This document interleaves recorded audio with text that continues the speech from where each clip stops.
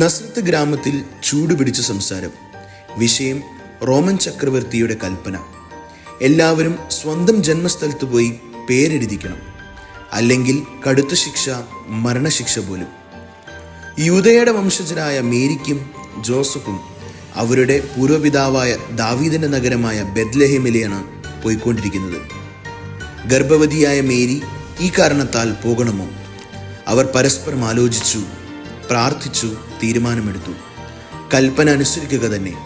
കർത്താവ് നിന്നോടുകൂടെ എന്ന തിരുവചനം മേരിക്കും ദൈവം നമ്മോടുകൂടെ എന്ന വെളിപ്പെടുത്തൽ ജോസഫിനും ശക്തിയേകി. ഇമ്മാനുവൽ, ദൈവം നമ്മോടുകൂടെ. ഈ വാഗ്ദാനത്തിൽ വിശ്വസിച്ചുകൊണ്ടാണ് ജോസഫും മേരിയും ദൈവം കാണിച്ചു കൊടുത്ത വഴിയെ യാത്ര ചെയ്തത്.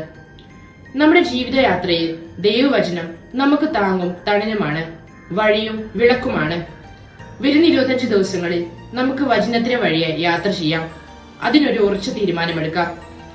ഉണ്ണീശോയ്ക്ക് പിറക്കാൻ നമ്മുടെ ഹൃദയങ്ങളെ മറ്റൊരു ബെത്ലഹേമാക്കി മാറ്റാൻ നമുക്ക് ശ്രമിക്കാം. ദൈവം നിങ്ങളെ അനുഗ്രഹിക്കട്ടെ.